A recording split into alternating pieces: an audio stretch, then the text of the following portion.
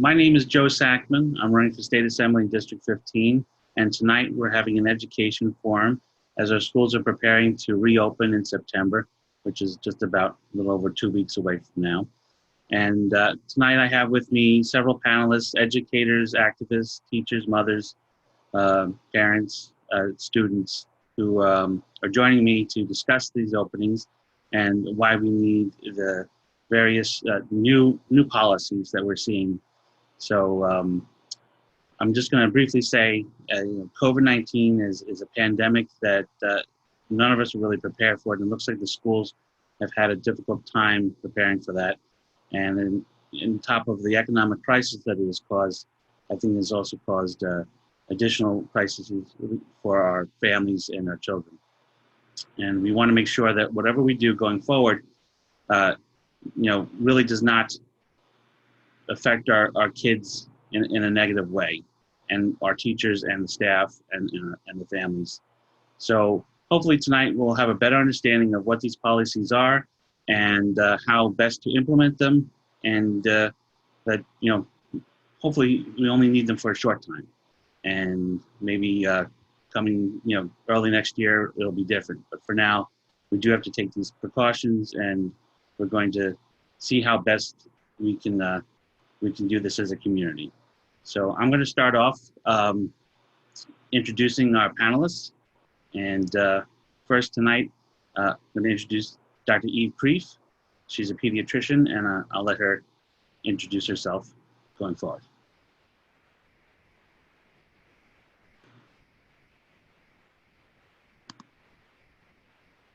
Everybody's muted. Hold on. What happened?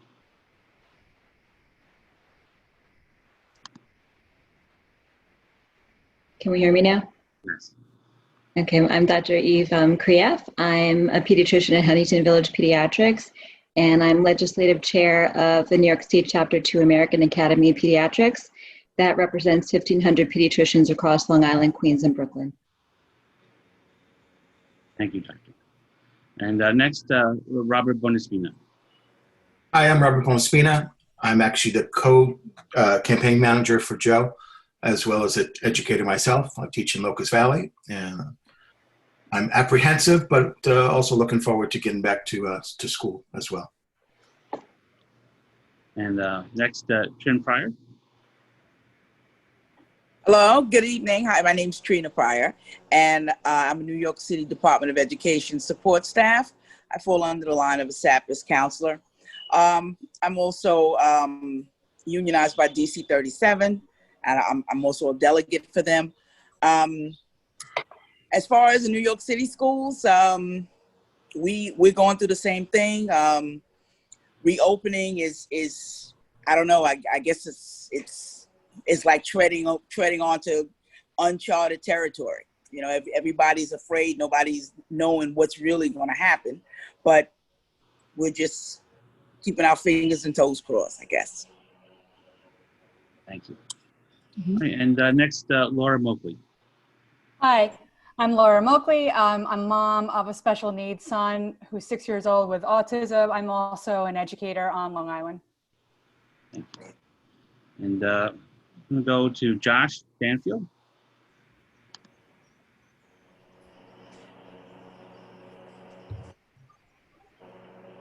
Josh, you're muted.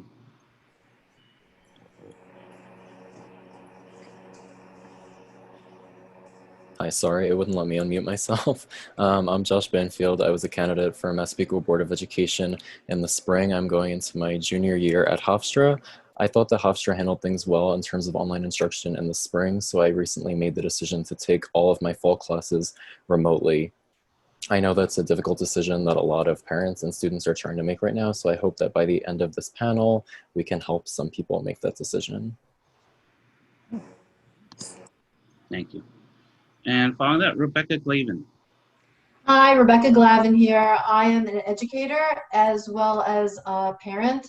I have an 11th grade son who is in public school in Locust Valley, and my daughter is entering college as a freshman at New Paltz, and she has decided to do remote as well. So I'm very interested in participating in this panel. Thank you. And Chris Miley. is next. Hi, this is Chris Miley.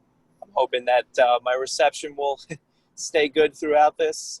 Forgive me if I end up having issues, but I'm an educator at Nassau Community College, part of the music department. Been there about 2.5 years now. And I just thought I'd bring another voice to this conversation from another perspective, because our school, we went online starting in March for the rest of the year. And this coming fall semester, we will be entirely online. Thank you, Chris. And Ashna, you can go next, please.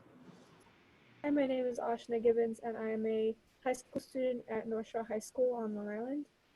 And my school is providing options for online learning or in-person learning, and I'm just here to provide a student's perspective.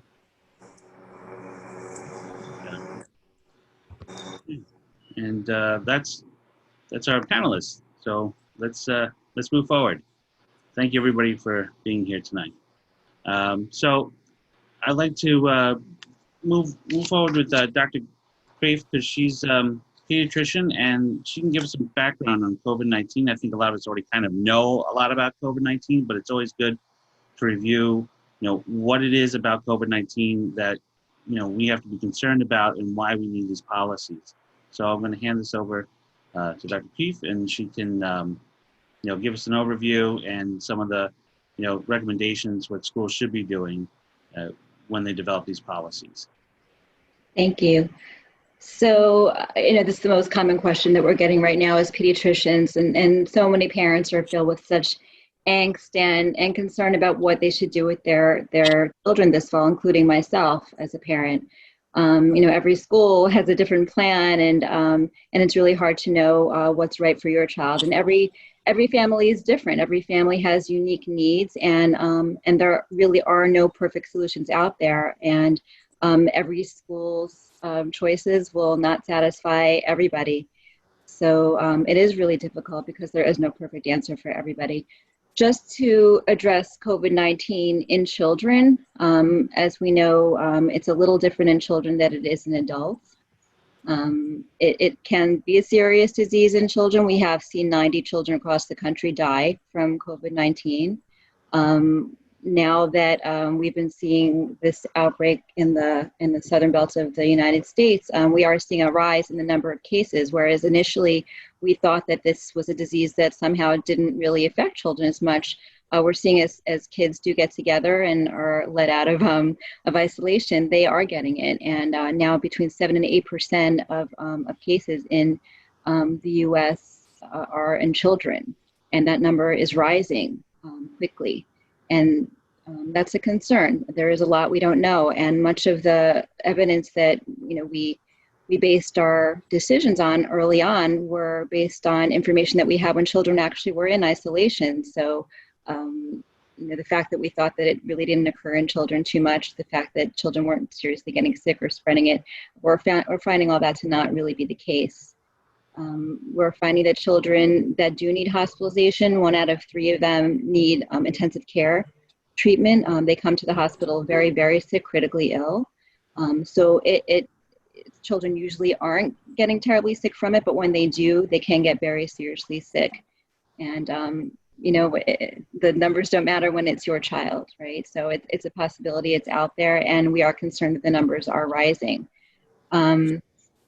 And it can present in children, more asymptomatically than it can in adults. We know that most people who have COVID are asymptomatic, and that includes children.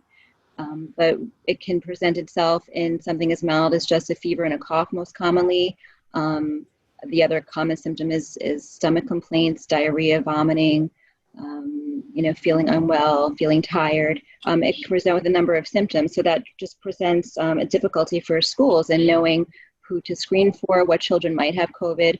And it's also unclear how children can spread it to their families. Some studies show that children don't spread it as much as adults do. And a recent study came out that the nasopharyngeal carriage in young children is just as much as it is, if not more, than in adults. And another study came out recently showing that children 9 years old and above are as likely to contract and transmit the virus as adults are. So as more and more time goes by and more children are being let out of their isolation situations, we're finding that the disease is becoming more prevalent in children and that they can in fact contract it and spread it, which is a concern as we consider going back to school. Given all that, it's really important, because there are so many unknowns, that we put every single safety guideline in place that we can in children.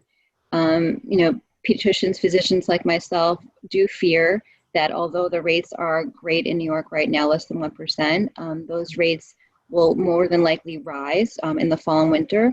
A lot of people point to the camps, and the camps were so successful and the children did so well, and we had very few outbreaks. We did have a handful of cases in camps, we did, but yeah, I mean, it was great that kids were able to get outside and go to camp settings without too many outbreaks. But the camp setting does not translate to the school setting.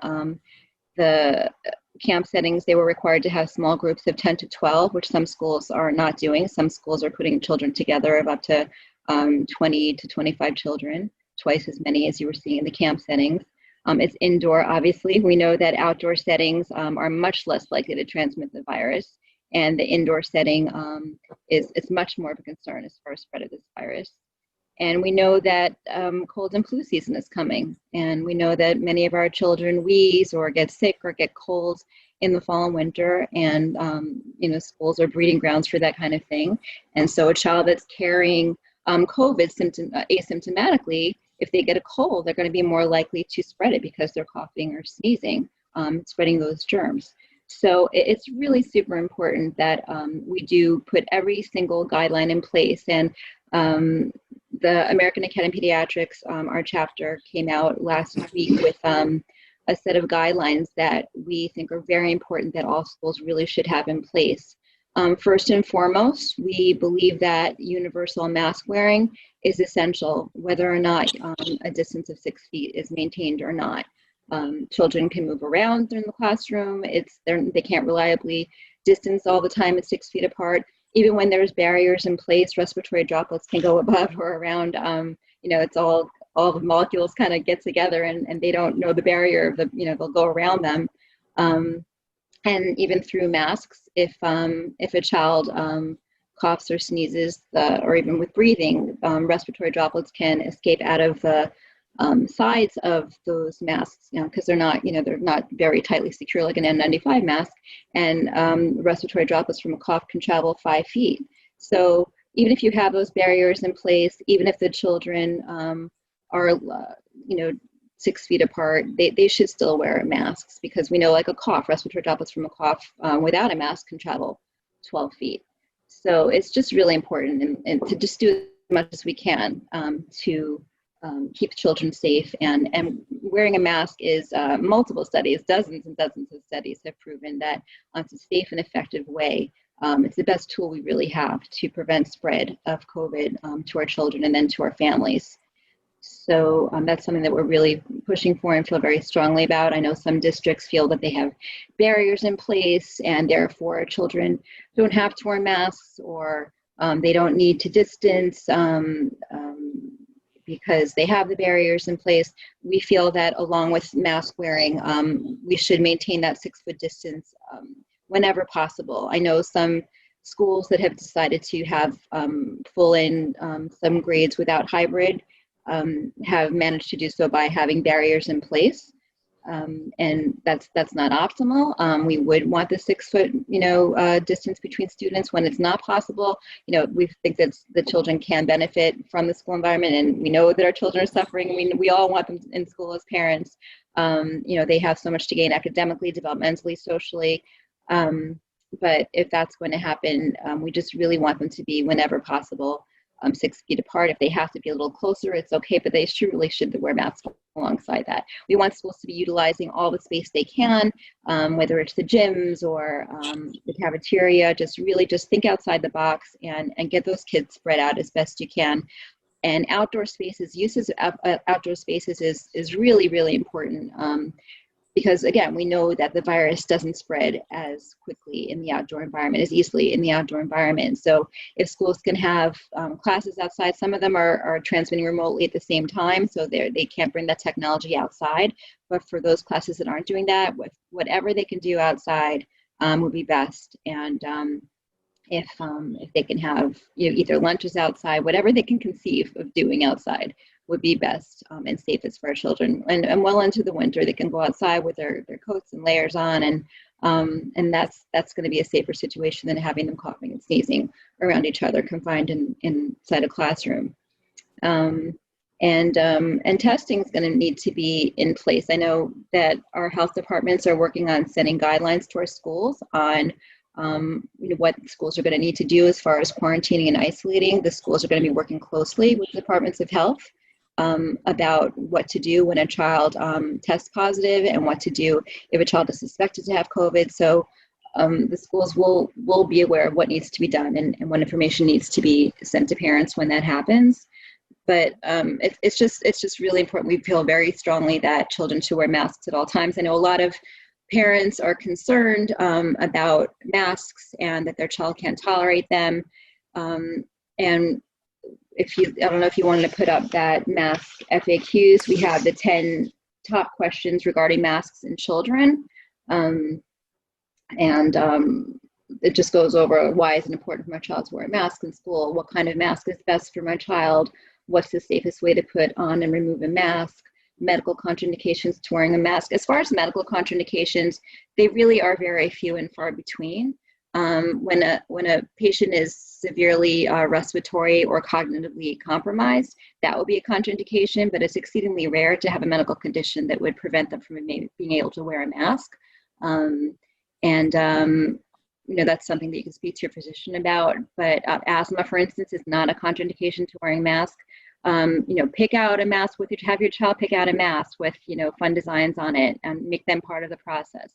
Have your child practice wearing that mask for longer periods of time in the few weeks before school starts so they get used to wearing that mask.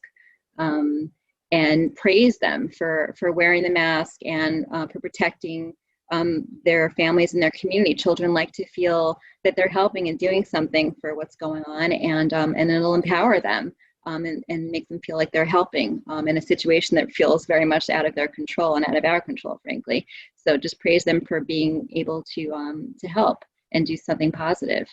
And a mask, get a material that's comfortable for your child. If you have to try a few different ones before you find one that your child is comfortable with, most of the ones that are pleated in the middle, and you always want it to cover the nose and the mouth comfortably. These masks under the nose, that's not the way they should be worn. They have to cover the nose and the mouth and fit securely around the ears. Those are the best kind, with as snug to the surface of the sides of your face as you can. And we do encourage mask breaks for the kids. Preferably those mask breaks will be occurring outdoors whenever possible. If they do need to be indoors because of inclement weather, we encourage teachers to have structured times when they can have quiet reading or study time for 5 minutes, where they can take off that mask for 5 minutes in alternate rows, and then you switch and the other alternate row puts on their mask. And it just needs to be done safely. And we just think that it's just so important and such an easy thing. And I've been seeing patients all summer, young children who've been wearing masks. All children over 2 should wear masks when they're out in public. And all the patients I've seen, all the young children I've seen the whole summer are totally matter of fact about wearing their masks. They're totally comfortable. They're not fidgeting with them at all. They're smiling, they're giggling, they're happy, and they can tolerate them. I think so. Parents really have to model that behavior, that masks are a positive thing. The mask will protect you, protect your family, and protect your community and everybody around you. And they're very resilient children and adaptable. And it's just a safe, simple thing that we can all do to keep our community safe. And I just to end, I think that we all have to understand that if our goal is to keep schools open as long as possible, we all really need to act very responsibly as a community. And that really means that as a family, every member of our family has to behave responsibly. And when we're out in public, we all really do need to social distance and wear our masks at all times when we're out in public. Because when our children are in school together in the same room, our children not just in school with the other children, but they're in school essentially with every member of those other children's families, right? Who've been out. So if every member of every child's family is not behaving responsibly, then that child could potentially be contract the virus asymptomatically and spread it to other children. So if we want our schools to stay open, it's to everybody's benefit to act as responsibly as we can when we're out in public, to just keep everybody safe and keep these numbers down, and do what we can to just give our children the best education that we can.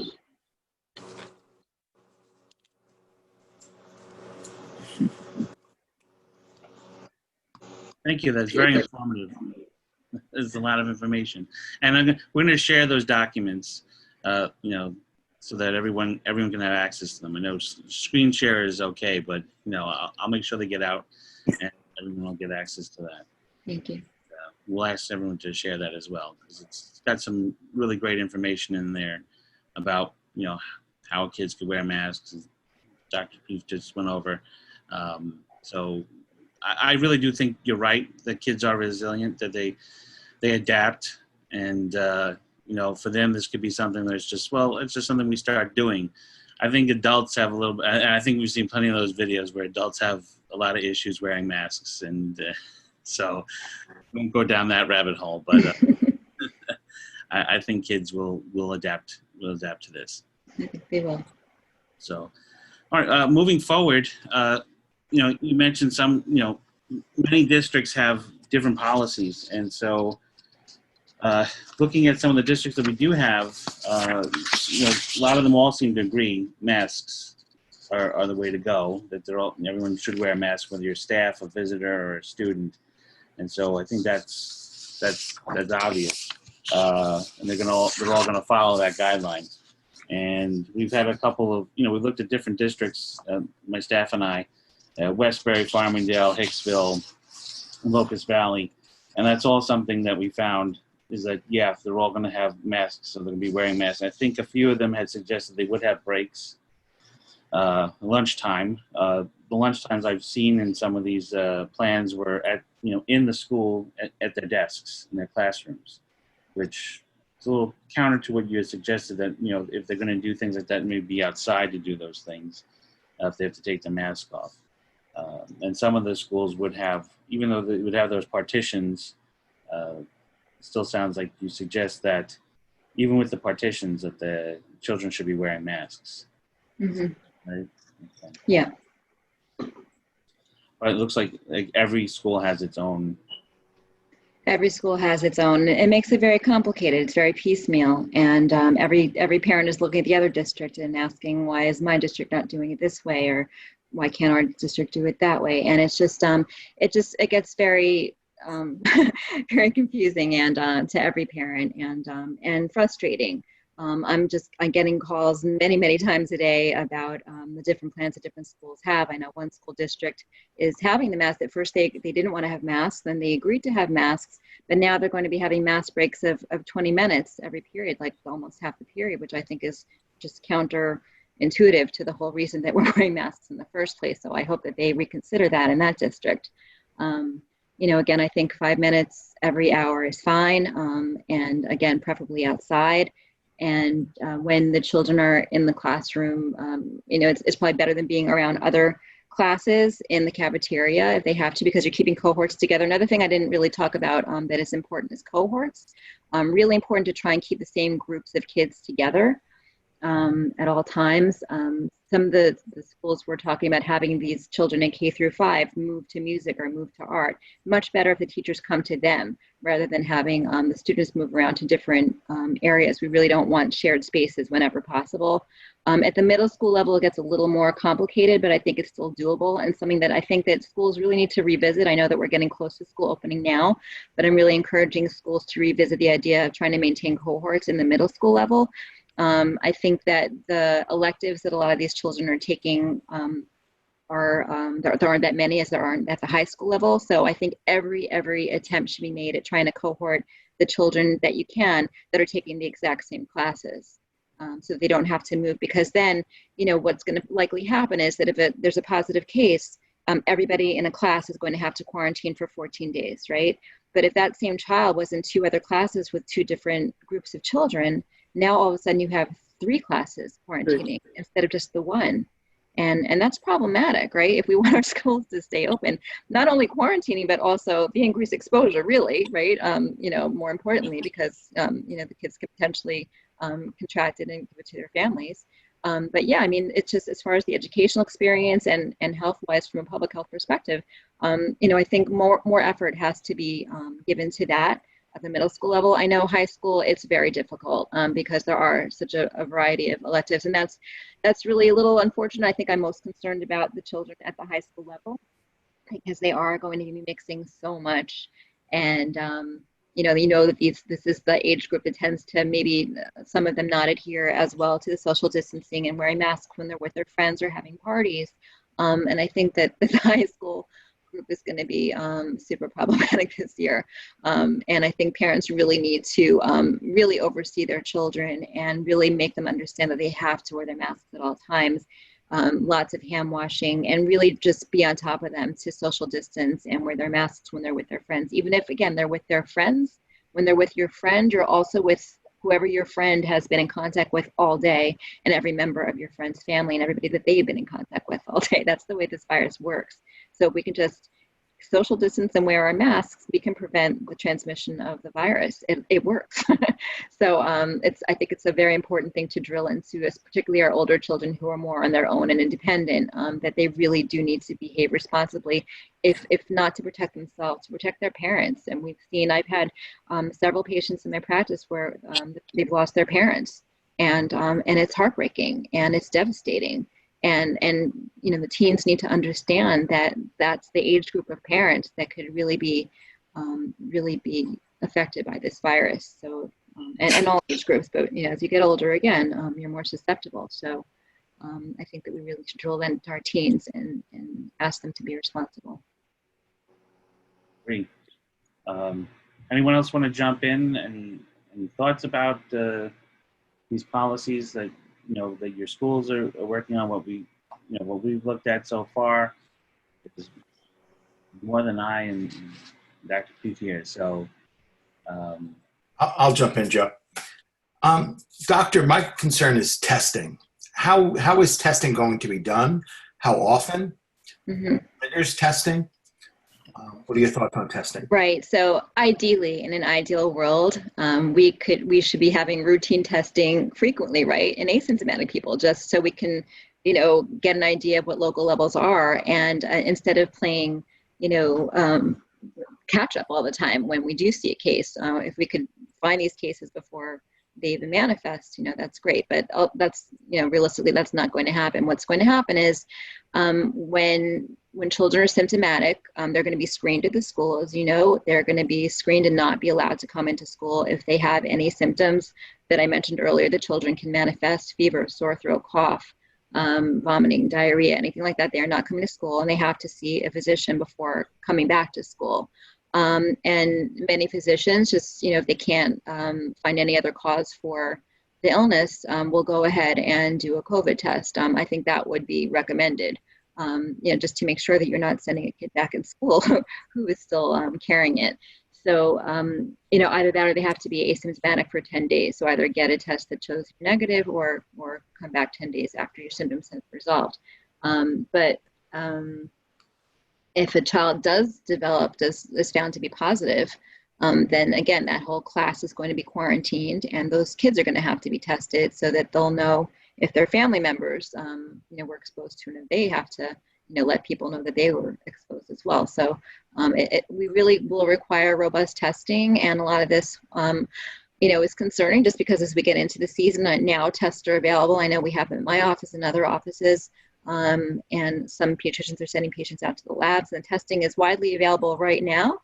But we know that the testing, as kids get regular colds that are unrelated to COVID and get symptoms, we're going to be requiring this testing, and we do fear that some of these tests are going to get in short supply, and there's going to be a backlog. I know that these more specific tests, the PCR tests that we send out, in addition to the rapid tests, at times they can take several days to come back. And we know just from our experience last spring that when there's more tests being done, many tests being done, the labs do have backup. It can take several days to come back. And it's really not helpful to know that your child was exposed to COVID 5 days ago, or last week. You want to know today, right? So that you can get tested and that you can tell. So a lot of this is, right now I can say that our testing situation is good. And I hope that it remains that way through the fall and winter months. I think that right now, because of our case rates, when parents are asking me about school, I'm telling them that, this is probably the best time to go back to school because our rates are so low. So, get your child to school, have them meet your teacher, have them see the kids in their class, get them acclimated so that when they are online, they're maybe more comfortable with the people that they're seeing. But we do want parents to understand that this is not going to be school as we know it, both in and out of school. And, schools will have intermittent closures, classes will have intermittent closures, and that's just the way it's going to be necessarily. We are going to have positive cases. We're going to see quarantines, and we're going to have the schools and classes being closed on and off. And parents are going to have to prepare for that. They're going to have to speak to their employers before the school starts and let them know that this is the situation, that if, this might happen and they expect it to happen during the year. And, maybe something could be done at a state level for employers to have, some sort of sympathy for parents that are, experiencing this, where they have to stay home with their children for 2 weeks, or either that, or they have to just have childcare in place, should that happen, where the child has to stay home for those 2 weeks. But as the season goes on, we're going to test more and more, and we're going to have more and more positive cases, and we're going to have intermittent closures. But testing is definitely going to be key to be able to quarantine and prevent the spread. Yeah, there's been a lot of testing coming up through here. I wanted to just pick Trina's brain for a minute, because I know you've got to leave, and I'd like to hear from you. Yes. We're out in Long Island, and you're in the city, and there are some very similar situations, but I'm sure there's some stark contrasts between the education system in the city and what we have here in the suburbs. But there are some things I know that are the same. Just so what would you like to bring into this conversation? Well, first of all, let me say that I do work in New York City, but I live in Brookhaven. I live in Suffolk County, so it's kind of like I'm doing comparison. I've been home since March, working remotely, and my grandchildren are going to school remotely. Well, my kids are grown, so I've been doing comparison since March. Seeing how my granddaughter has been on Zoom and different things, remotely working, and how I've been working. I think that the main thing that I'm going to be concerned about going back is, as the doctor was saying, about the students wearing masks. I see kids not really knowing the seriousness of it. And kids are going to be kids. They want to talk and they want to play around. And I don't know how long the doing the elbow thing is going to last. They're going to want to talk to each other. I mean, and I fear that, a mask is going to come off here or there, and then, the person doesn't have an extra mask, and it could just lead to something else. The school that I actually work in is from grade 6 to 12. So I have middle school and high school. So sometimes the middle school kids, they want to hang out with the high school kids, who, of course, have a lot more freedom. How they're going to be doing our school system is the parents have the opportunity to let the kids go to school 3 days out of the week and then stay home 2 days out of the week, or vice versa, to do remote learning. And they can come to school 2 or 3 days a week. I don't know how that's going to work out, but those are the options. Then you have some kids that are going to stay home, kids that have underlying illnesses. They'll just be staying home, period, and doing work remotely.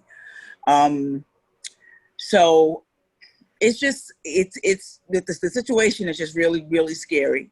And nobody really knows what's going to happen. But we all have to be precautious, and we have to follow the rules. And the rules, of course, is for everybody to wear masks.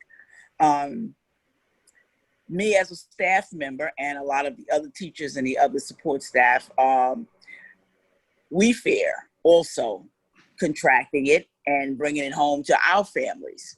So what the city has offered for staff members who have underlying illnesses, they have something called a reasonable accommodation, which you can actually apply for online, but it has to be substantiated by a doctor. And there's certain things that falls under those underlying conditions. There's a lot of people who have illnesses that are considered somewhat serious, but they don't meet the protocol. So you're gonna have some people that have asthma that have to come back to work wearing a mask. So it's just really scary. So as I said in the beginning, we're going back into this, uncharted. This is something that no one was ever expecting, and no one, whether it's New York City or the suburbs, whether it's Long Island, wherever, upstate, none of us in New York or anywhere across the country was prepared for this. So the only thing we can do is wear our masks. I like a follow-up question, and this goes to Trina and goes to everybody, all the educators. Yes. We've been talking about cohorts and then quarantining, etc. There's X number of teachers. There are lots of students, right? Yeah.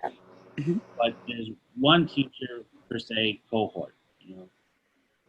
That teacher has to go into quarantine.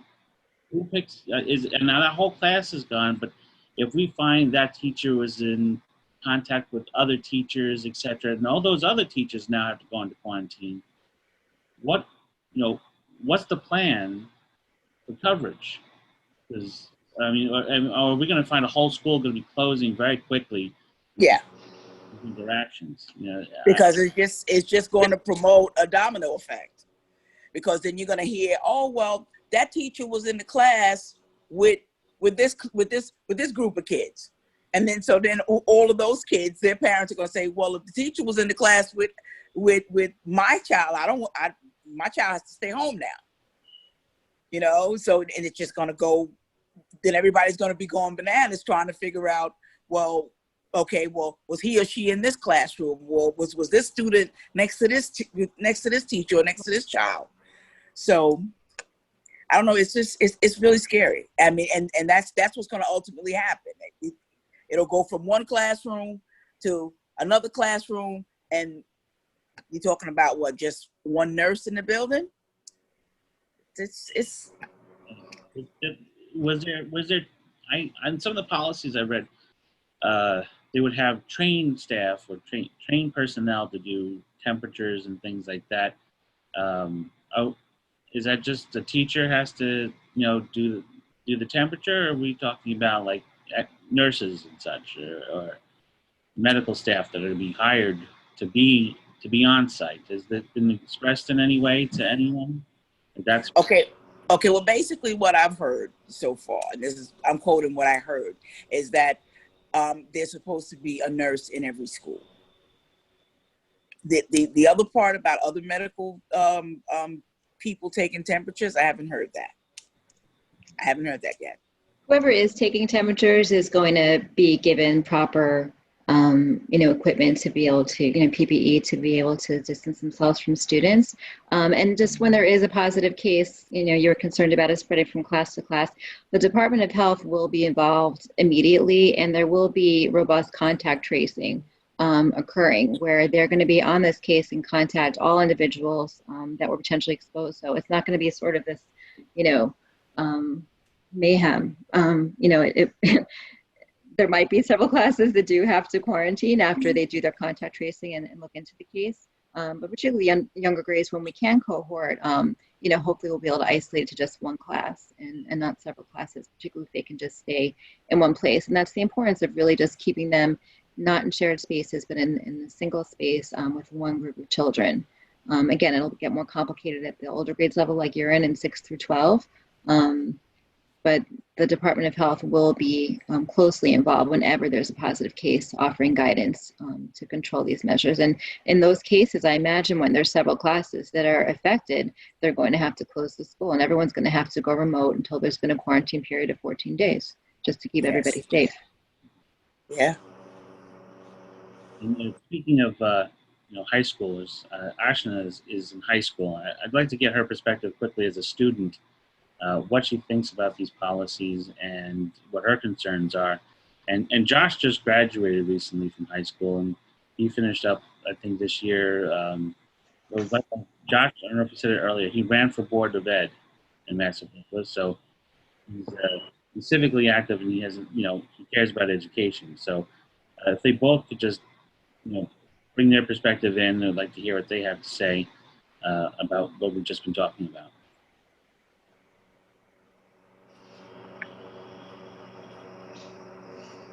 I can speak.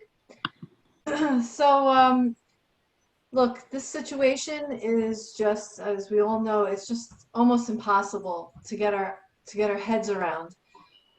There's so many variables. There's so many players. There's so many pieces to this incredibly complex puzzle, and the stakes are incredibly high. So we have students who are anxious to go back. We have parents who are scared to let their kids go back. We have teachers who aren't comfortable, who have been, devoting their lives to their students, and now all of a sudden are having nightmares and feeling trepidation about entering a classroom again. So there's, so many different levels to the situation. And, I think at the base of it, I'm wondering, why are we rushing to go back? What is it that's making us rush to go back? I mean, I understand that parents have to work. I understand that economic stress. I just feel like there may be some other way around that. And, I know that Cuomo said we can open the schools, but is it really safe to open? And I feel like we are at the last minute, the 9th hour, rushing to get these procedures and plans in place. And parents are not comfortable. Students are not comfortable for the most part. And so I'm feeling like we need to take a step back and just say, look, I teach science, high school science, and we had a robust online presence from March until the end of the year with, regular scheduled classes and grading and interactivity and extra help and, the whole 9 yards, and the students benefited from it. And they still were able to interact with their friends. I was thinking about if this was, 20, 30 years ago, we would have been really isolated. And, our fortunately for our students, they're used to the computers and interacting online, and they play games with their friends, and they, have their phones, and they're always chit-chatting with their friends and all that. So I don't think I understand that they need the social interaction, and I think that they are getting some of that. I don't think it's a full experience of socially interacting, of course. But I'm really wondering what the rush is when no one is feeling comfortable. No one.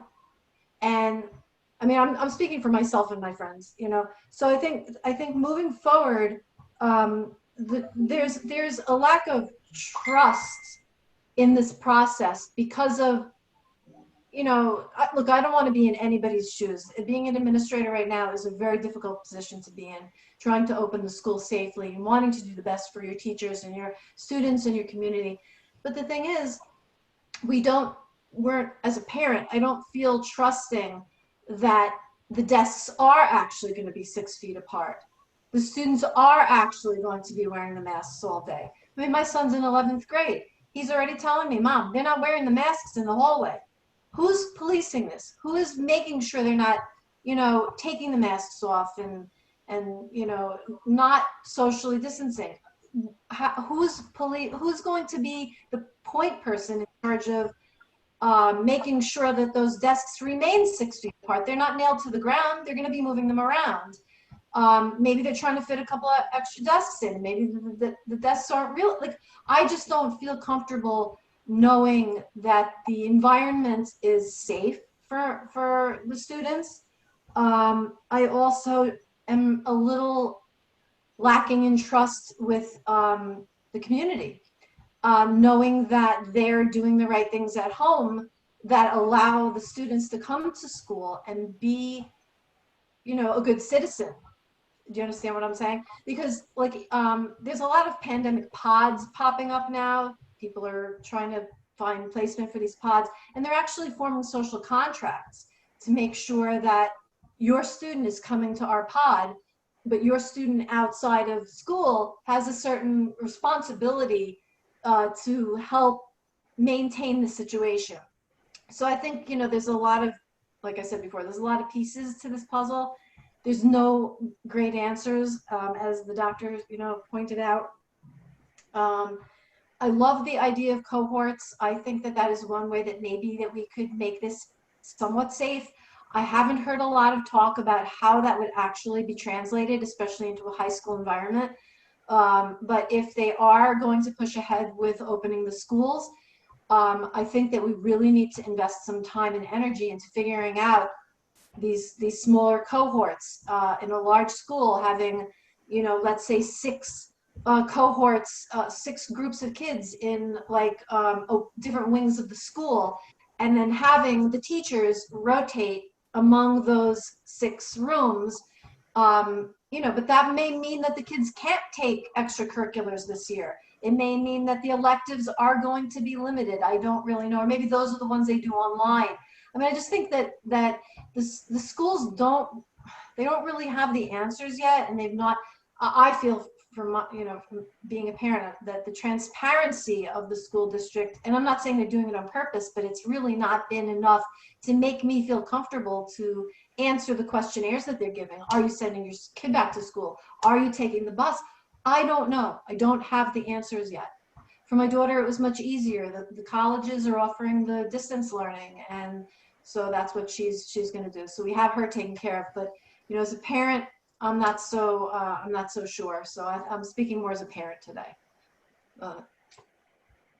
That's a great idea to have the electives online, actually. That's something I hadn't thought of, and I think that's a great idea because that was the difficulty with being able to cohort the high school kids. So if you can, minimally just group the kids that take the same classes at the same level, and then when it gets to be complicated with those electives, to have those ones online is a great idea. And again, I think it's late in the game, but if the schools can, like you say, just slow down and put safety first, that would be a great idea. And I think it's more settled for the lower grades, but when it comes to high school, again, we're more likely to contract it and get sick from it and spread it. I think that's a consideration that they should think about.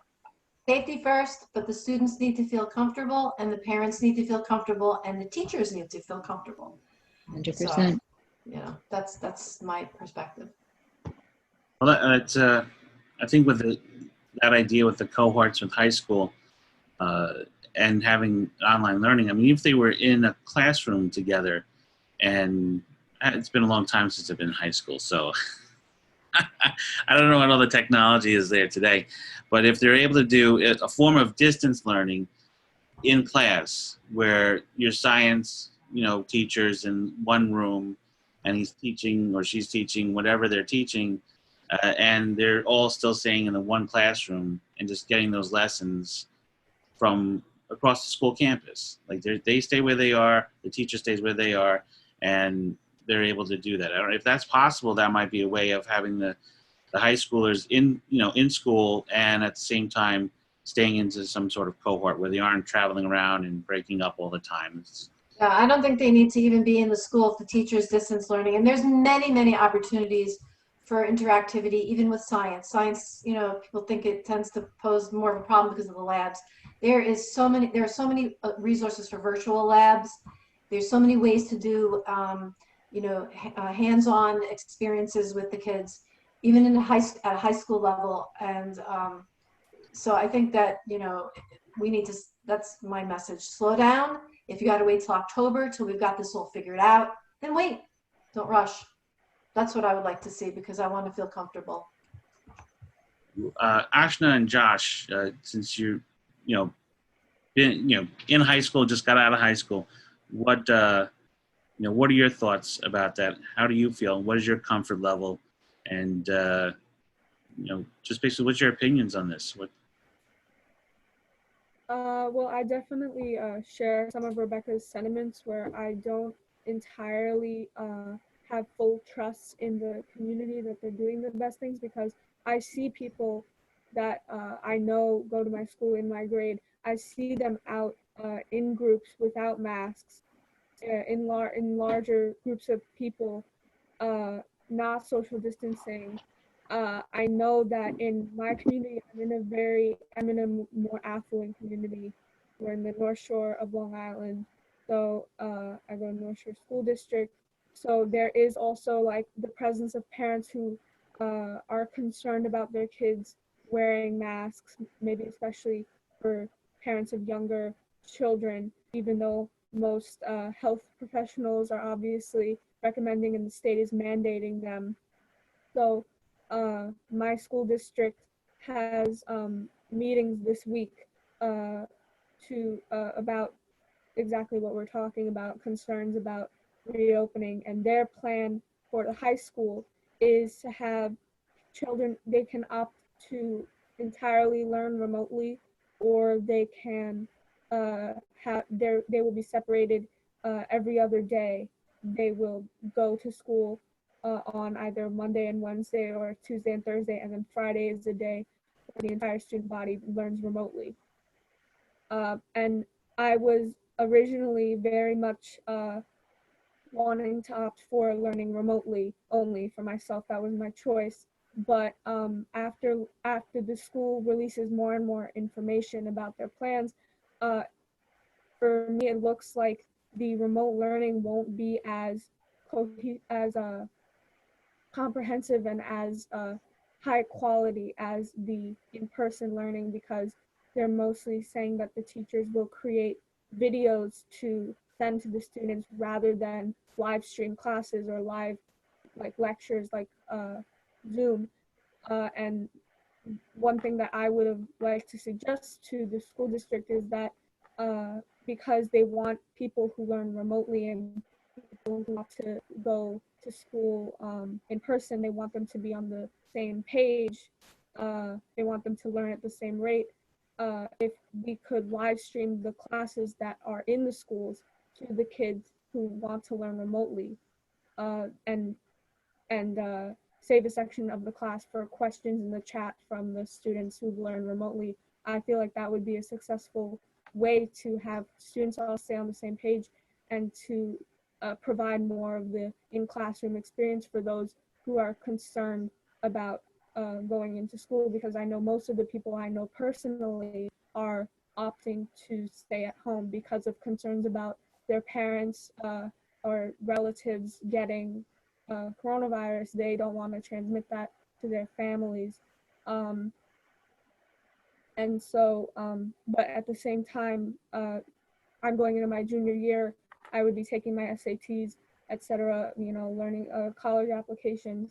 And that year academically is generally very important. And so I know my parents are concerned about if I opt to stay remotely, then what will be the quality of the education that I'm getting? So that's a large concern for me. And also, obviously, they're implementing masks and social distancing. My school is also having parents email the school every morning with temperature checks. They're requiring each parent to check their child's temperature before they go to school, and if it's a fever above 100, then they're not allowing the child in the school, and that goes the same for visitors and teachers. But I'm also a little concerned about the reliability of parents. Like, I know friends, when they learned about that, they were like, I don't think I have a thermometer in my house. So I'm a little concerned. Obviously, in an ideal world, we could have more instantaneous coronavirus tests that people could do more frequently, but that's not the case.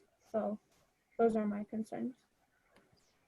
Yeah, I also share a lot of those concerns about older high school age kids going back. I mean, obviously college is slightly different, but for most colleges, they had good programs going for it and it worked. Like, I know it didn't work for everybody. There were people who had issues, but largely it did work and it went well. So I think that it's upsetting to me to see districts make the excuses that they can't live stream classes when that's what colleges are doing.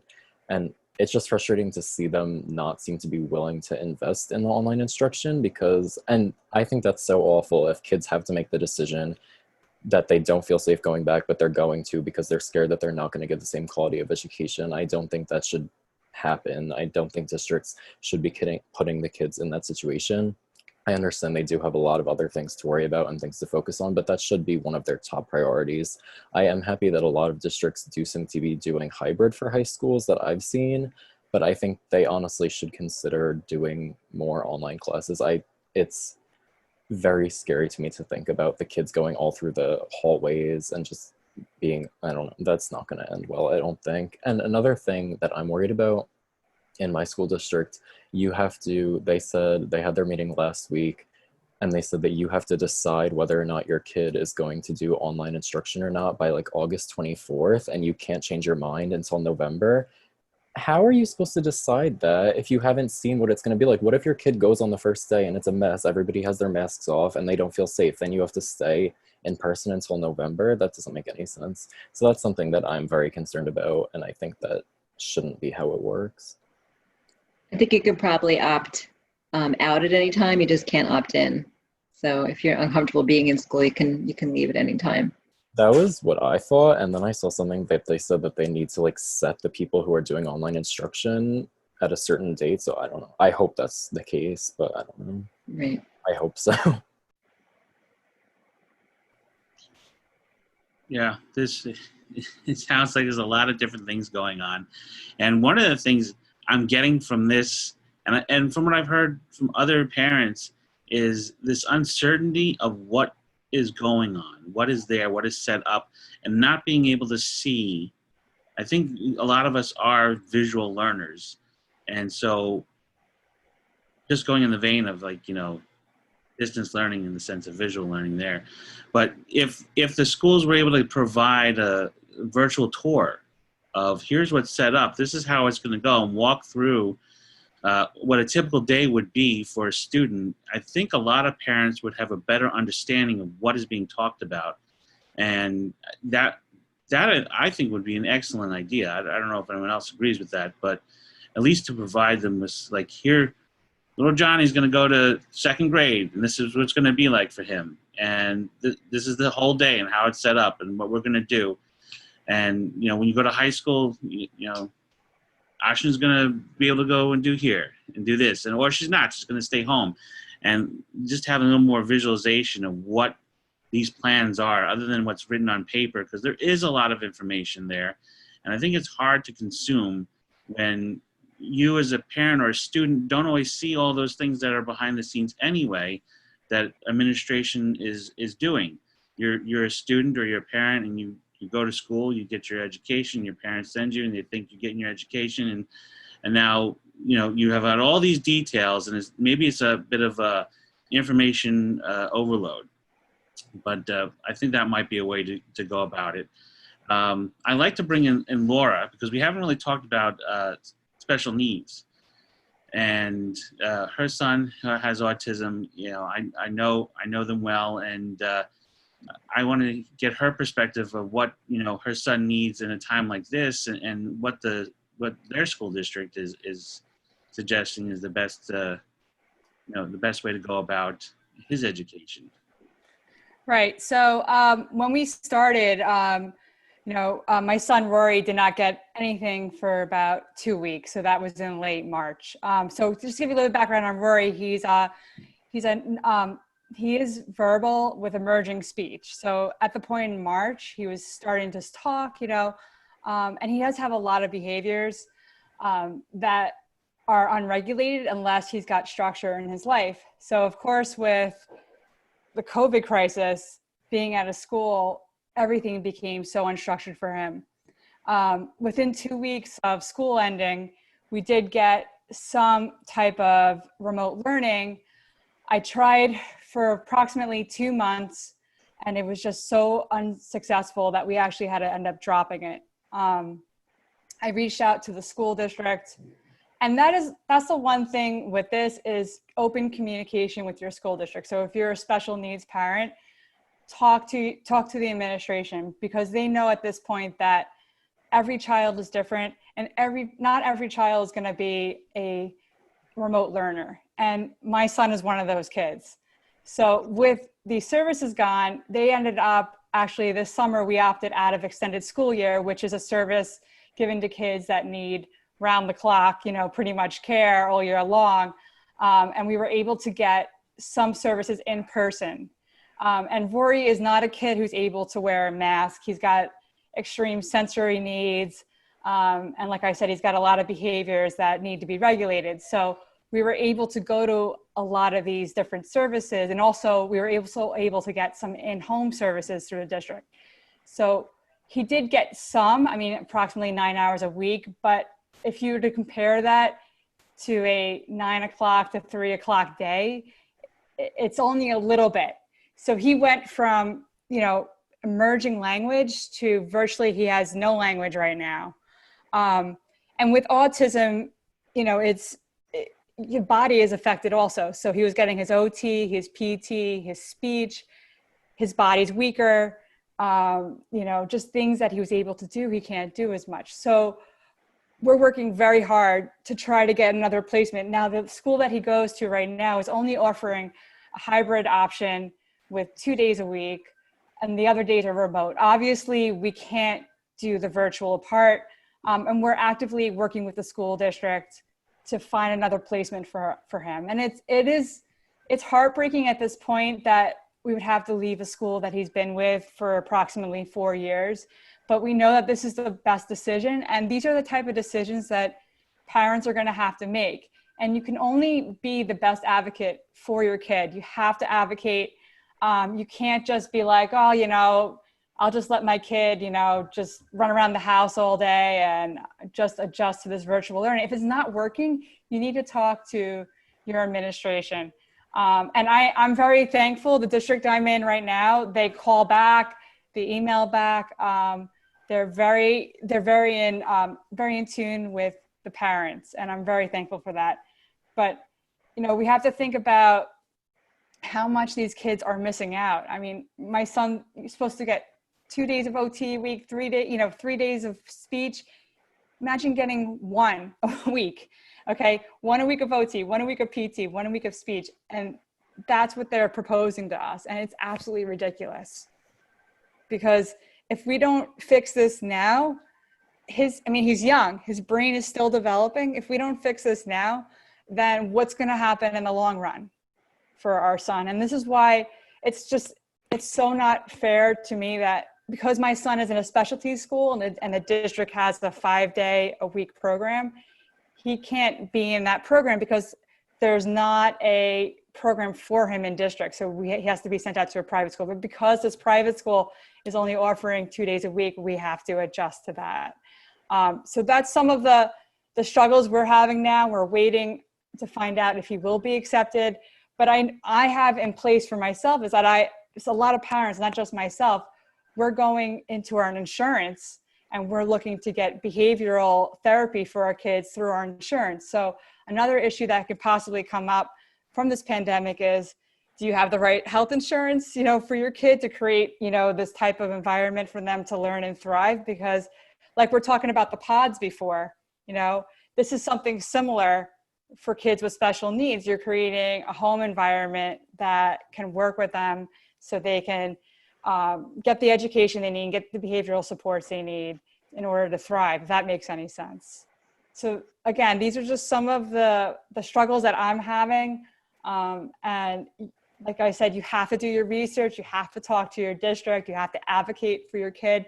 I talk to a lot of other special needs parents in the district, and you present your struggles and your frustrations to your district pupil personnel support staff, and hopefully they will work with you. Yeah, very, very interesting point you made there, Laura, about how you'd have to go to your private insurance to look for additional support because you can't get it, from the school district for various reasons. Not that they want to deny you, but it's just the system is just not seems to be set up for it. So It's yeah, no, it depends on if you have the right insurance. And right, I feel for, right. that's a And good thing for the New York Health Act, the Medicare. yeah. And with something like ABA therapy, which districts will pay for, we have ABA therapy through our district. In order to get more ABA therapy, you have to have the right insurance plan.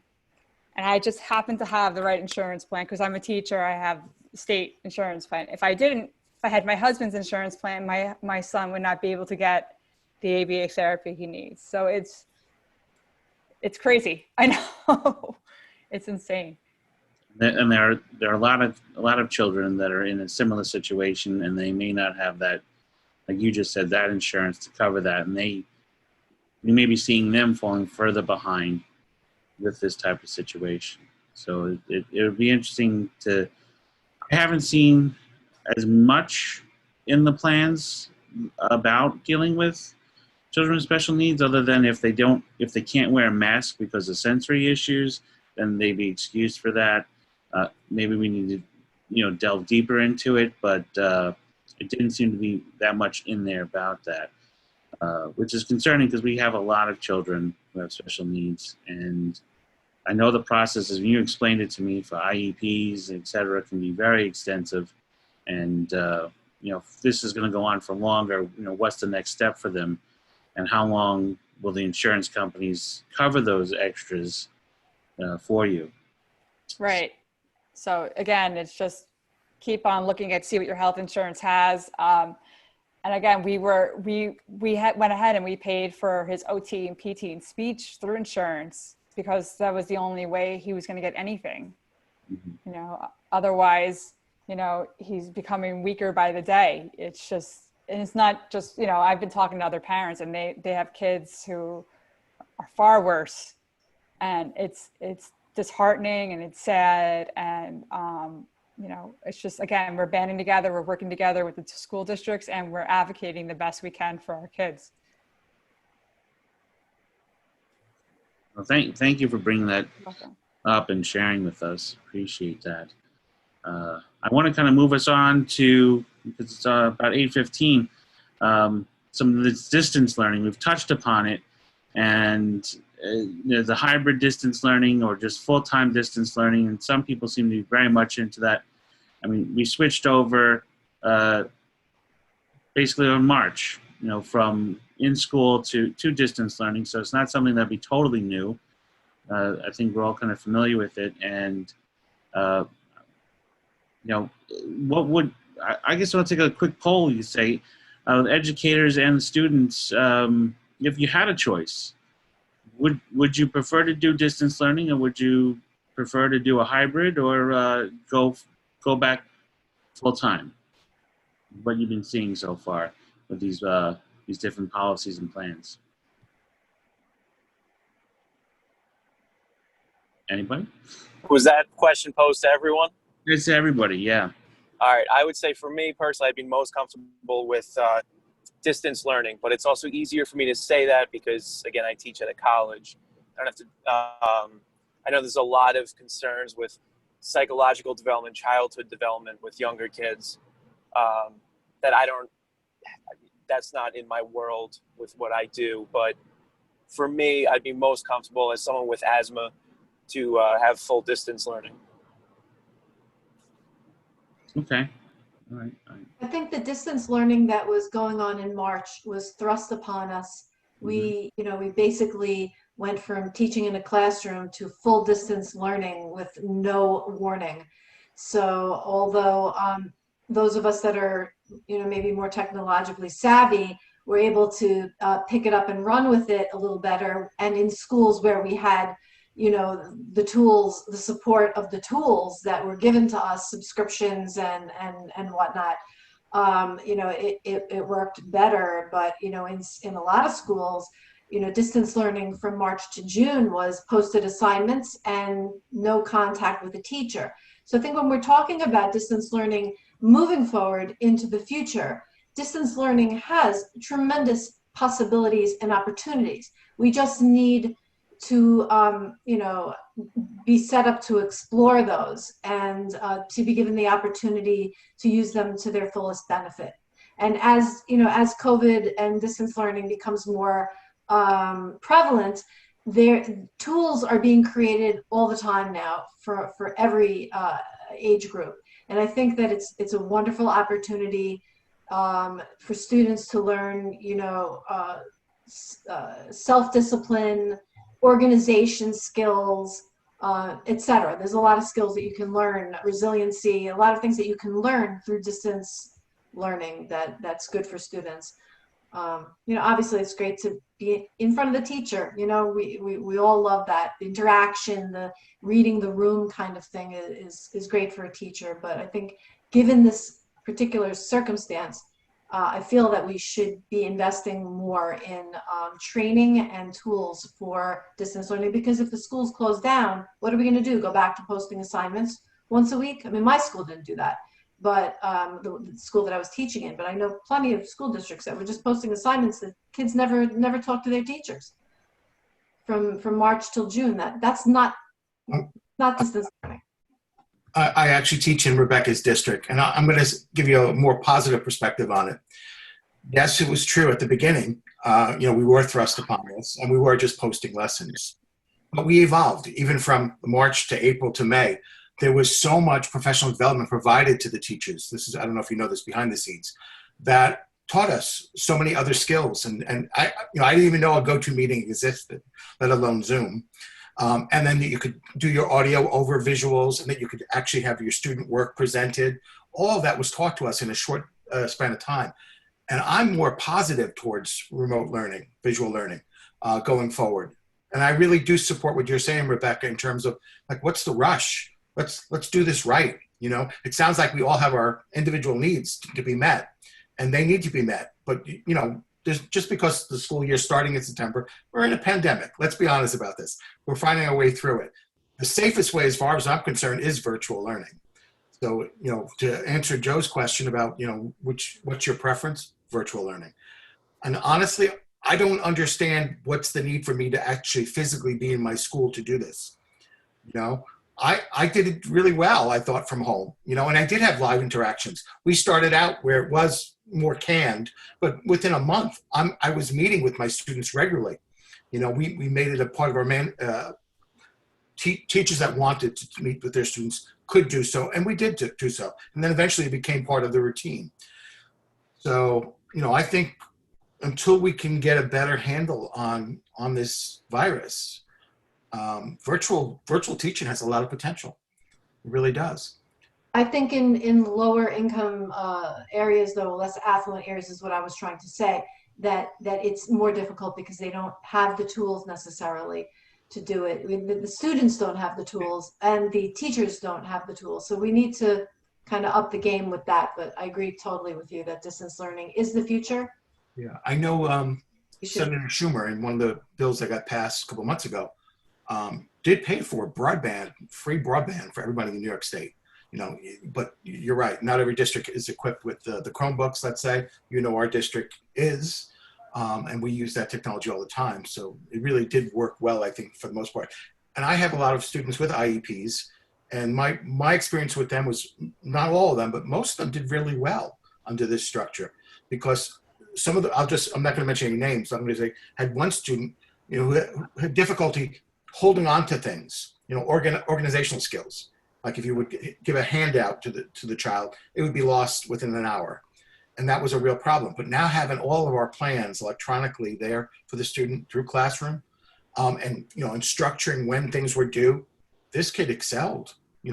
I had a few that excelled like that, but this kid in particular, who was not excelling, did really well with virtual learning. And all our kids are different, but I saw a lot of potential with the teaching this way.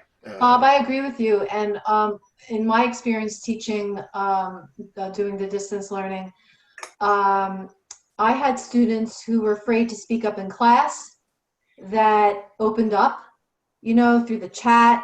They were able to ask the questions that they really wanted to, and even because they weren't in the room with other people, more shy students were able to open up and get what they needed from the lesson. So I really, I agree with you. I think it's and I love the added thing we did was conferencing. We would conference with it, pretty much every student at least once a week for 10-15 minutes. That was a very valuable time. Like you're saying, some kids are quiet in a class setting for all kinds of reasons. They were not quiet, and they asked for more time. And for me, it's sure, let's do it. I'm all ready for you. And I had a bunch of kids that were constantly looking to meet up, and they were very responsible. And but in the classroom situation, they were kind of shy. So yeah, that was. And the use of technology too was great because they were able to make videos, to make animations, to make PowerPoint presentations. Like there's so many tools that the students could use rather than just filling out a test or handing in a homework. It became this whole creative process where they were able to bring in the visuals and they were able to use different modes of learning to present their knowledge. So I think that's the future too, is critical thinking skills, and not just like when we give a test in the classroom, we're there watching them. So on Zoom, you could still watch them, but right. Basically it became a more critical thinking than just rote memorization and Let's be spitting honest. back. I don't think we're ever going to go back to the old way of teaching. No, I don't think so either. If I could just say something as a teacher myself, project-based learning is awesome. It's the way to go. It's the future. And, who needs tests? Seriously. Yeah. I agree. Well, I mean, that's how we kind of function outside of school. We have projects, we have missions, things that we work on. I mean, Bob and I, as in our activists and volunteering, it's like we need to do this thing, and it's a project. You get multiple people working together to get something done, and you working in the business environment. It's like we got to do this other thing to get these X number of widgets sold by whenever. That's a project, So it's a way of learning that we seem to get into after school, at least traditionally. And if it's something that we can, the creative thinking that kids need, then maybe this is the way forward. And, and this might be the steps towards that. And I think it kind of goes to, somebody asked a question earlier about, have teachers been, trained to do this sort of teaching physically in the classroom? Let's just take a step back to like going back into the classroom and simultaneously providing lessons to those who are at home watching, participating in that way. I mean, has that been provided? Because that's a good question. Because if you're doing distance learning in the way that you've been describing, that's one thing, that's kids coming into it in their own time. But now you've got two classrooms. One I know in colleges they can do that. It's a huge auditorium, and they got 500 students, and then there's like, well, you're going to go to auditorium B and you're going to watch the screen. The teacher's there giving that, but is there any kind of training for that? That you can achieve the goal. Joe, I'm going to say that no, there hasn't been, but no, we are heading in that direction already. We've already been given information, let's say, that we're going to be both teaching when we're teaching, in the building, and also being recorded to do teaching for those distance learners. That someone else is. I don't know what the union issues are there. There may be some union issues that have to be worked out with being recorded per se. It's usually a touchy subject. I think live stream is the way to go if you're going to do that kind of thing, not recorded. Because like Ashna said, is she getting the same education if it's just a recording that she's watching later and she's not able to interact? But I would love to ask Ashna and Josh if they could give us their perspectives on the social isolation of distance learning, if they feel that's an issue or not in this day and age. I'd love to hear their perspectives. I personally don't really think that's an issue for me. I mean, I feel like most of the interactions I had were like digital anyway. Like, I don't know. For me personally, it's not an issue. I also just want to say quickly, that was a really good point about project-based learning. And I saw one teacher on Facebook talking about how that she doesn't like distance learning because you can't do memorization based tests anymore. And I was like, honestly, that's a good thing. I'm ready for education to move past memorization tests. Like, I don't, if this can be the way that we stop making that be the normal thing and make students actually have to think about what they're doing, I think that's a good thing. Ashna, what do you think about social isolation? I mean, the isolation, I can't speak. For me, it wasn't as much of an issue. I did find myself I mean, the being at home was not always like all day, every day was not as enjoyable.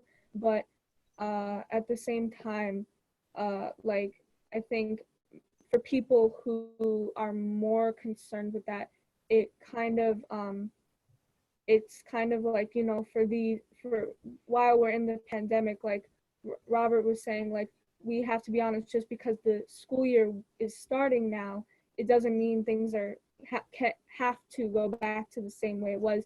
And we have to there's going to be changes that people aren't going to like, that have to be made for the sake of people's health. And I definitely understand that. So for me, I would lean towards more definitely towards remote learning, especially if classes were able to be live streamed, so I knew there was a better quality. And I definitely think that there's no rush, like you were saying, Rebecca, because I feel like, you know, there obviously are students who are low income, or parents need to go to work, so they need school for the childcare it provides.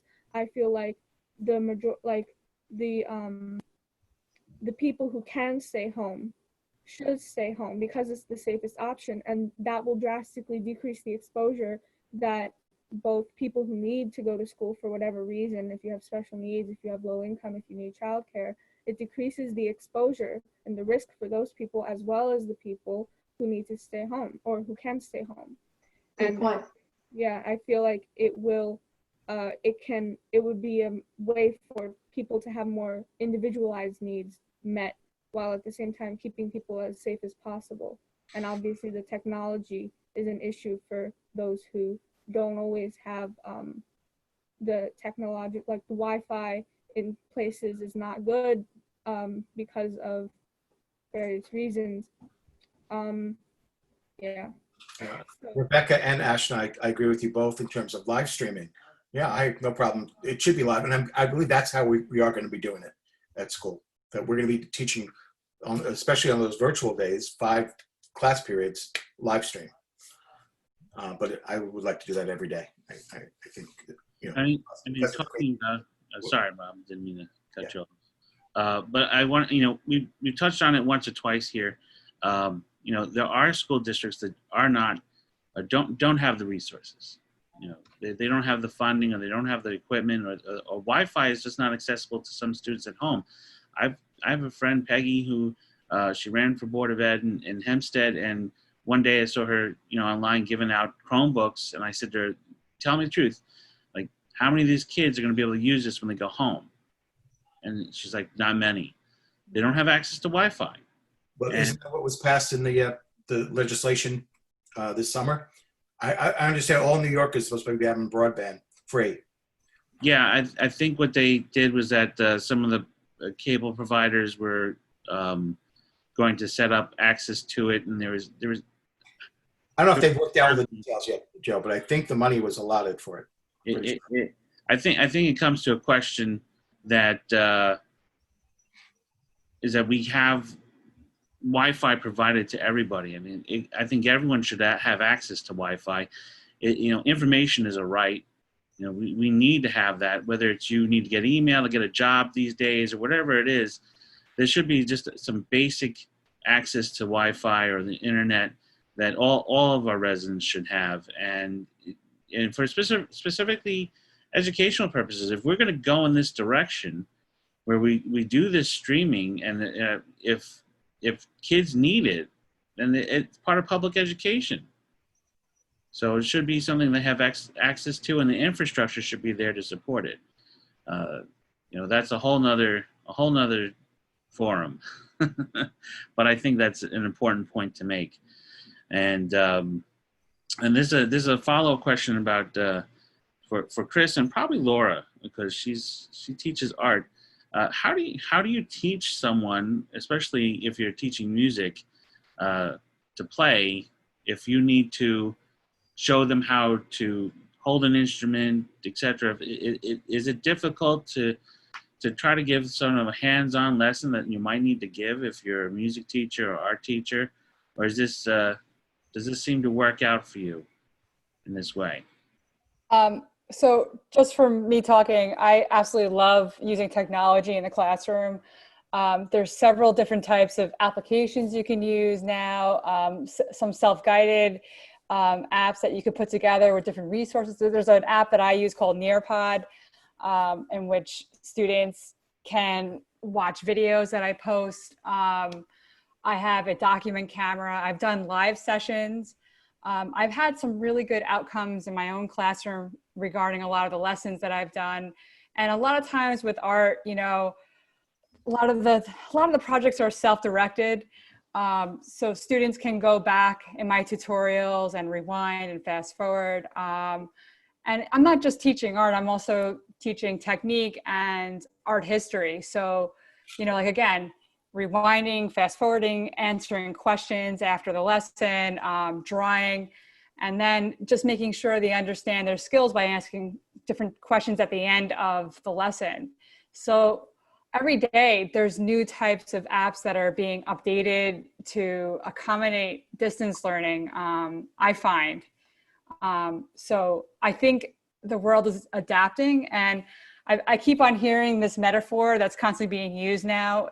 Distance learning and remote learning and all of these types of learning is kind of like building an airplane in the sky. So, we have to keep it afloat so it doesn't crash.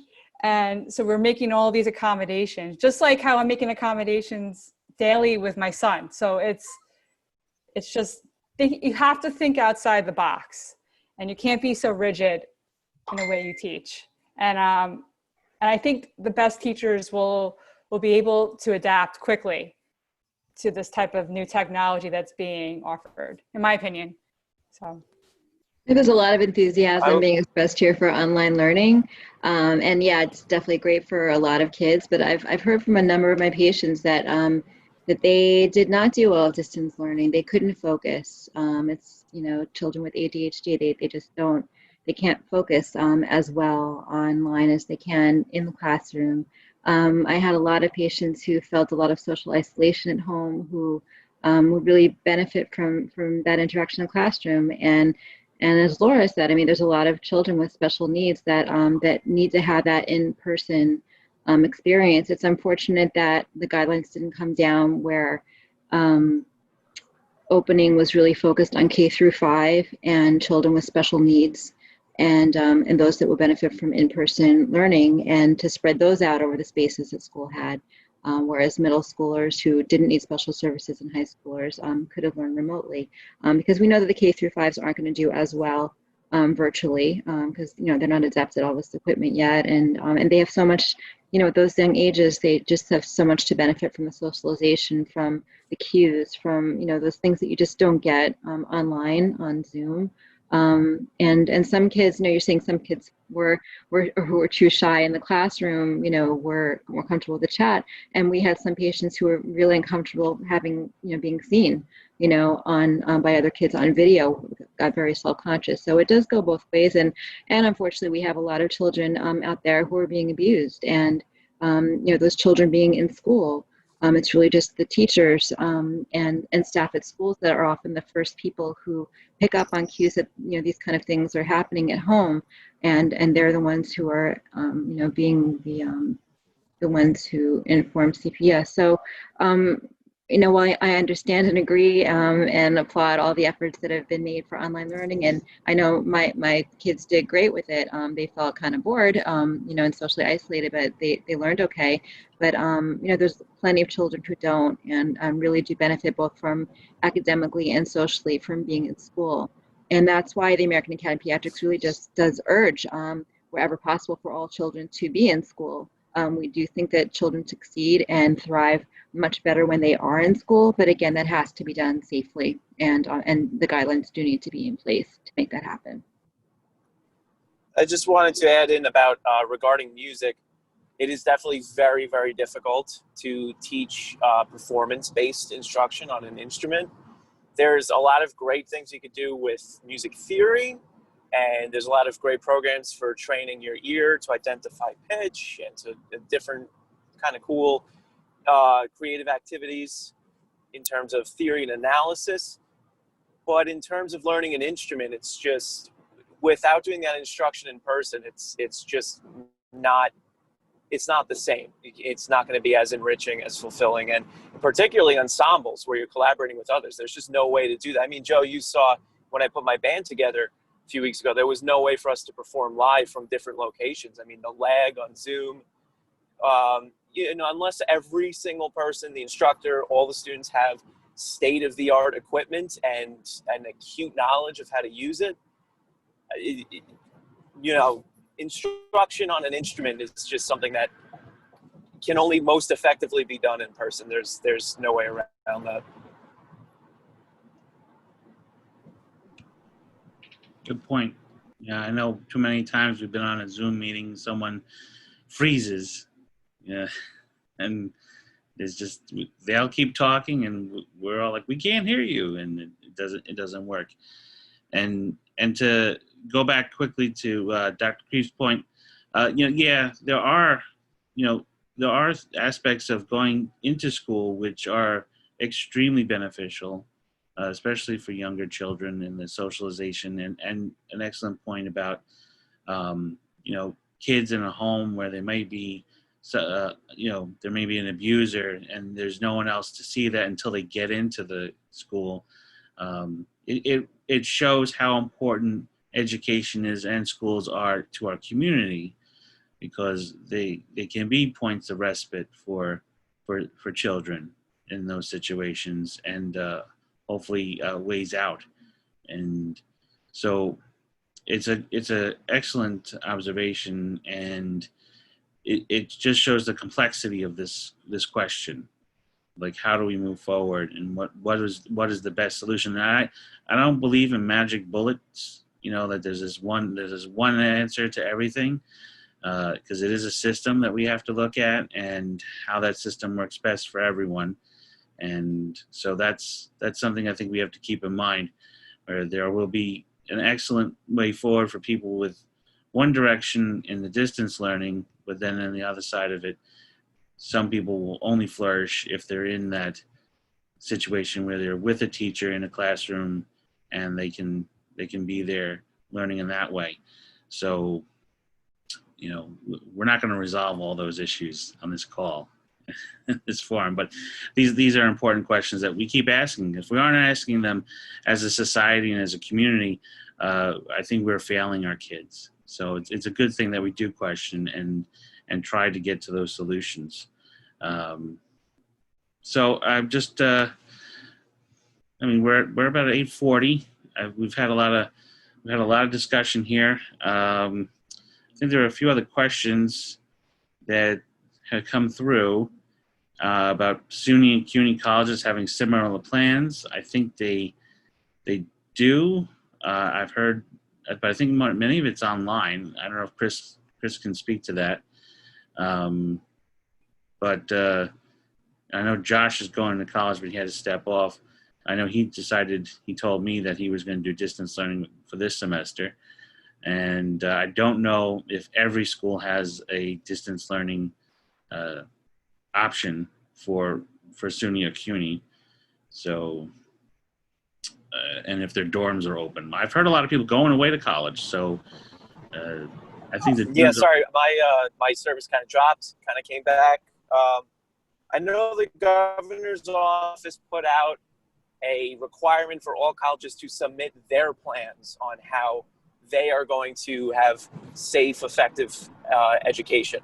So I believe every school has a different approach. I know of schools that are rolling their way into gradually bringing back in-person classes in the fall. Our Nassau is entirely laboratory based. No schools that are just starting in person immediately.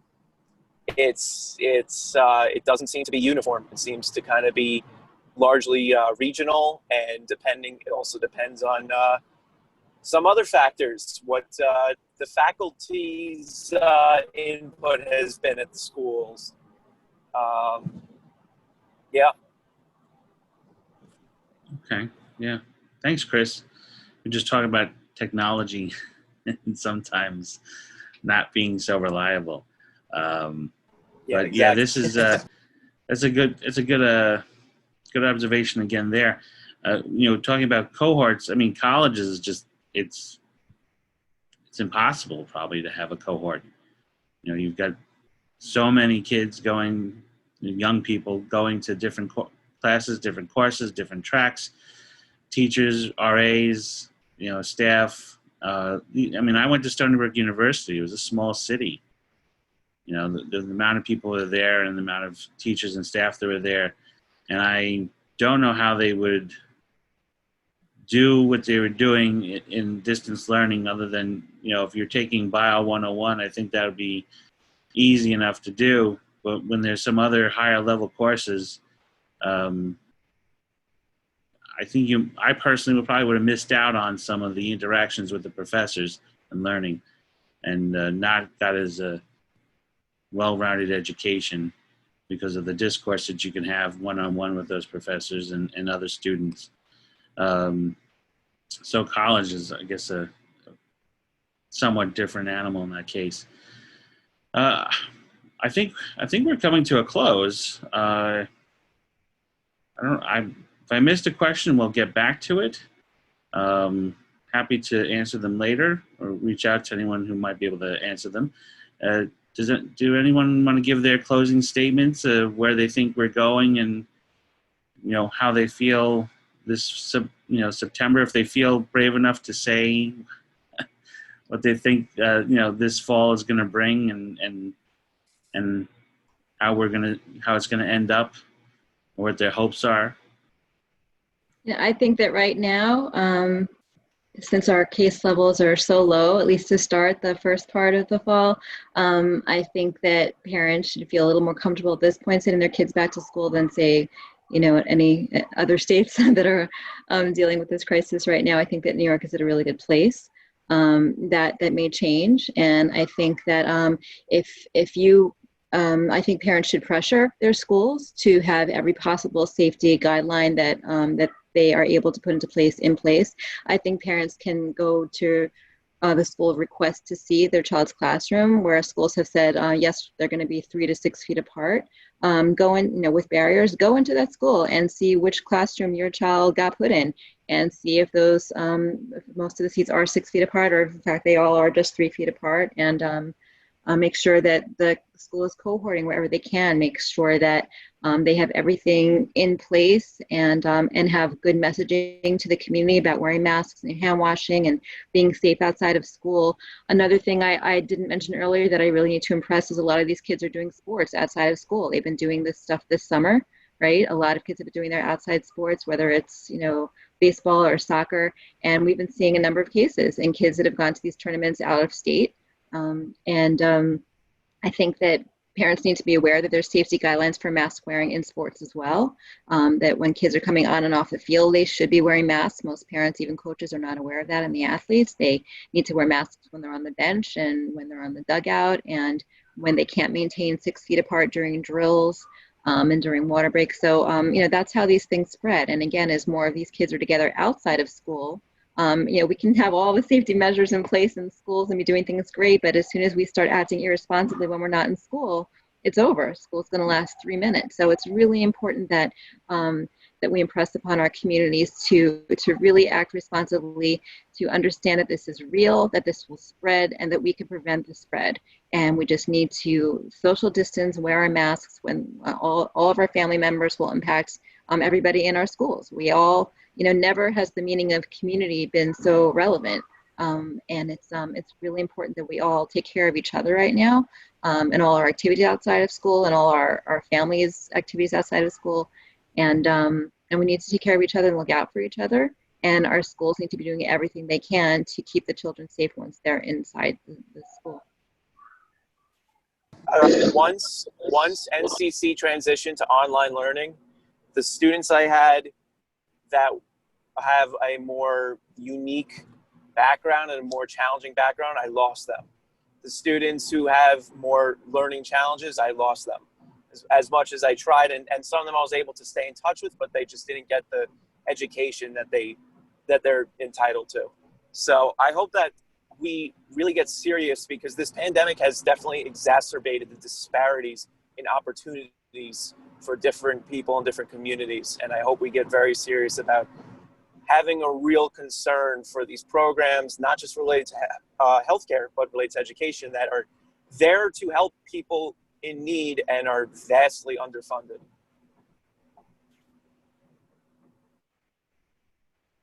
Agree.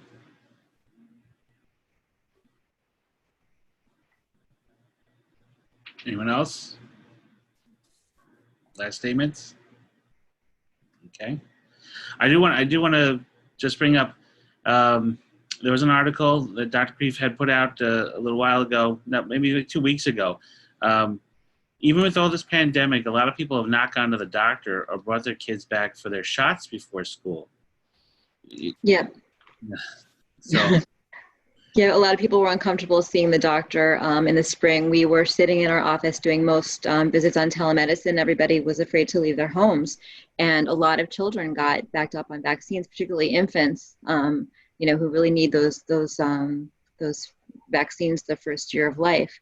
So we really were very aggressive in contacting our patients, reassuring them. We had a tent set up outside my office so patients would feel comfortable. And then we still will see them outside in their cars right now if they don't feel comfortable coming in the office. But really important to get those checkups done, to get those developmental screens done of the younger children, and to get their vaccines up to date. Because the last thing we need, we all, the measles seems like so long ago, but we can remember last year we had a measles outbreak. That's the last thing we need on top of this pandemic is another outbreak. And particularly the flu vaccine is going to be very important to get this year.